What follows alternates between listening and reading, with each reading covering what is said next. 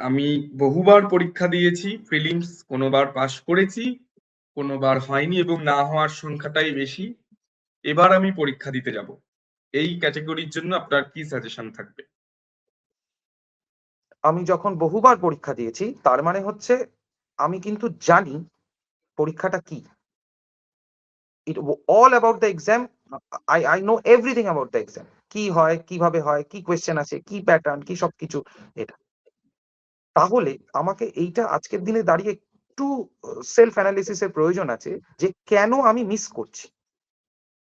If you do not change the inputs, you will not get a different result.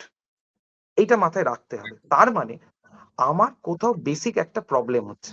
তো যারা বারবার পরীক্ষা দিয়েছে কিন্তু হচ্ছে না বা কিছুটা গিয়ে আটকে যাচ্ছেন, তাদের কাছে আমি একটা কথা বলবো, আপনারা দেখুন কোন জায়গাটা শর্টকামিং আছে। এইটা কিন্তু আর কেউ, কোনো টিচার, কোনো মানে অ্যাডভাইস যারা করছেন বা কোনো অন্য আমাদের মতো প্রফেশনালরা, আমরা কিন্তু কখনোই এটা বার করে দিতে পারবো না। এটা আপনাকে বুঝতে হবে। এটা 1 নম্বর। আর 2 নম্বর হচ্ছে, বারবার যখন আমি পরীক্ষা দিচ্ছি তারপরেও যখন হচ্ছে না, তার মানে এটা নয় কিন্তু যেটা হবে না। আমার একটাই ভালো শট লাগবে চাকরিটা পেতে, and this has to be this time. আমাকে আমার হয়তো এরপরেও আরো 3টে অ্যাটেম্প্ট বাকি আছে, 4টে অ্যাটেম্প্ট বাকি আছে, 5টা অ্যাটেম্প্ট বাকি আছে, যাই আছে। আমাকে ভাবতে হবে, এইভাবেই আমাকে এগোতে হবে। This is my last attempt.